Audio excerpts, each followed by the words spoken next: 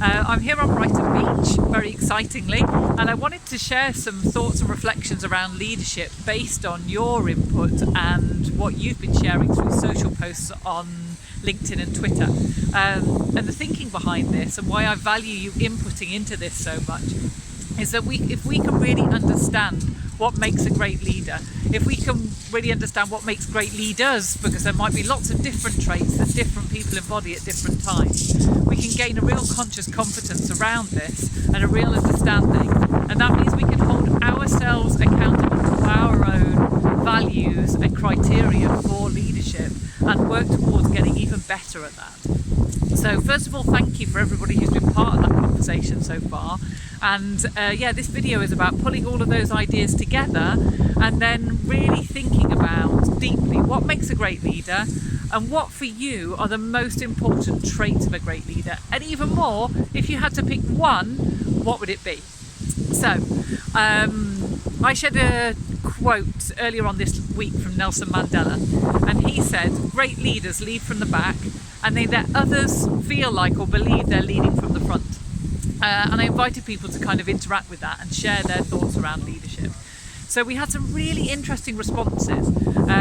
Anton de Vries, and Anton, I want to double check I'm pronouncing your name correctly, because I don't know whether it's Vries or Vries, but please correct me in the chat below. But Anton, I loved what you had to say about when you've been in a classroom and you've had the privilege to observe what's going on from the back and really see what interactions are taking place.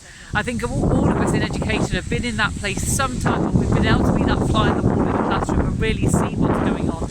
Even more of a privilege when it's your own class and you're used to teaching them, facilitating conversations, and you can really observe how people interact.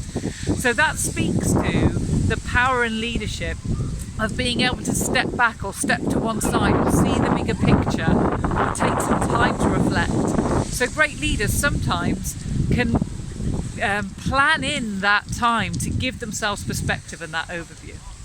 So that was Anton's input. And then I really appreciated Anne Van Dam and Rebecca Hartnell separately on LinkedIn and Twitter had a very similar response that was around leading with people, so co-constructing goals and values and visions together and working towards that together in a very clear, explicit, overt way. So there was a feeling around if you lead from the back and you let others believe they're leading from the front, that can kind of be a bit coercive if you weren't careful. So I loved that input, and that got me thinking around how that speaks to leadership in terms of transparency. Great leaders are really transparent with what they're doing, with their intentions, and it speaks to WITHness, which is something I just absolutely love. And I love the way Mark Finnis describes WITHness. Mark Finnis said you can either, when he's talking about students, you can either do things to, for, or with them. So if you do things to students, it's hugely disempowering. They're not getting any kind of agency or ownership over their learning. If you do things for them, you're cutting the learning. If you do things with them, you co-construct meaning together, and it's a shared learning journey. So we can apply that to how we work with teams and staff as well. A WITHness is very empowering, and everyone has a part in that journey. So we've got transparency, we've got a feeling of WITHness, we've got this idea that you can step back to gain perspective and gain a deeper understanding. The third point I wanted to pull out came from Lee Pace. And Lee, we don't know each other as well. I follow you on Twitter and LinkedIn, and I love everything you say. So I really feel like what you're saying has resonated, and I really appreciated what you put into that post. And one of the things, I'm just going to pick out one, was about how leaders sometimes shine the light and show a way of doing things. So kind of pave a way forward so that others can feel empowered to do the same. So this speaks about being a positive role model. It speaks about being innovative and being brave to take steps to show a way forward so that others can feel empowered to do the same.